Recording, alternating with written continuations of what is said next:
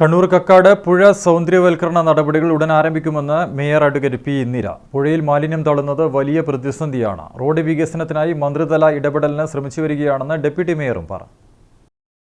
മഴക്കാലമായാൽ കണ്ണൂർ കക്കാട് നിവാസികൾക്ക് ദുരിതമാണ്. റോഡും പുഴയും ഏതെന്ന് മനസ്സിലാകാത്ത അവസ്ഥ.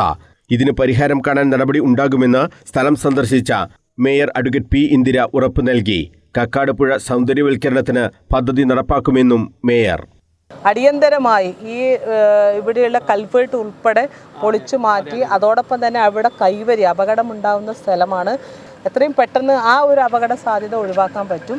അതിനപ്പുറത്തേക്ക് മഴ നിന്ന് കഴിഞ്ഞിട്ട് സർക്കാരുമായി ആലോചിച്ച് PWD ആലോചിച്ച് റോഡിൻ്റെ ഹൈറ്റ് കൂട്ടുകയും അതോടൊപ്പം തന്നെ നിലവിൽ നമ്മുടെ പദ്ധതിയുണ്ട്. ആ പദ്ധതി എങ്ങനെയെങ്കിലും പുനഃസ്ഥാപിച്ചുകൊണ്ട് ആ പ്രവൃത്തിയും കൂടെ പൂർത്തീകരിച്ചാൽ ഇവിടെ മനോഹരമാക്കുന്നതിനപ്പുറത്തേക്ക് ജനങ്ങൾക്ക് സായാഹ്നങ്ങളിലൊക്കെ വന്നിരിക്കാൻ പറ്റുന്ന തരത്തിലൊക്കെ നല്ല രീതിയിലുള്ള ഒരു സൗന്ദര്യവൽക്കരണം ഉൾപ്പെടെ നടത്തിക്കൊണ്ട് ഇവിടെ മനോഹരമാക്കാനുള്ള ഒരു പദ്ധതിയാണ്.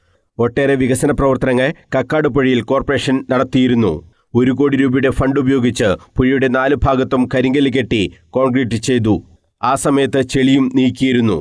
സ്വകാര്യ വ്യക്തികൾ കയ്യേറിയ സ്ഥലം തിരിച്ചുപിടിച്ചു. 1 കോടി രൂപ ചെലവഴിച്ചിട്ടാണ് ഇതിൻ്റെ ഭിത്തികൾ. നിങ്ങൾക്കറിയാലോ, ആ സൈഡിൽ അനധികൃതമായി കയ്യേറ്റം വെച്ചിട്ടുണ്ടായിരുന്ന മരവേലികൾ ഉൾപ്പെടെയുള്ള ഭാഗങ്ങളുണ്ടായിരുന്നു. അതൊക്കെ നമ്മൾ തിരിച്ചു പിടിച്ചുകൊണ്ടാണ് അതിർത്തി സംരക്ഷിച്ചുകൊണ്ട് നമ്മൾ മതിൽ കെട്ടി ആ കല്ലൊക്കെ കെട്ടി സംരക്ഷിച്ചിട്ട് ഈ നിലയിലാക്കിയത്. റോഡ് വികസനമാണ് ആദ്യം നടക്കേണ്ടതെന്നും അതിന് മന്ത്രിതലത്തിൽ ഇടപെടൽ നടത്തുമെന്നും ഡെപ്യൂട്ടി മേയർ KP താഹിറും പറഞ്ഞു.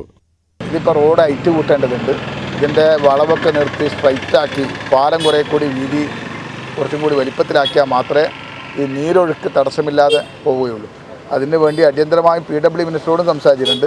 പുതിയ DPR തയ്യാറാക്കി റോഡ് ഉയർത്തി പാലം പുതുക്കി പണിത് വലിയ റോഡാക്കി മാറ്റണം.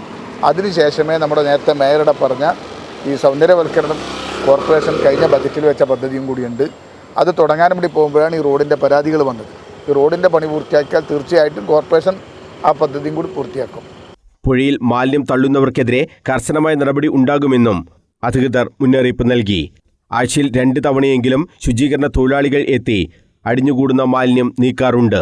സ്റ്റാൻഡിംഗ് കമ്മിറ്റി ചെയർപേഴ്സൺമാരായ അഡ്വക്കേറ്റ് ലിഷ ദീപക്, ശ്രീജ മഠത്തിൽ, VK മുഹമ്മദ് അലി, കൗൺസിലർമാരായ A അർഷാദ്, KT മുർഷിദ് എന്നിവരും സ്ഥലത്ത് എത്തിയിരുന്നു.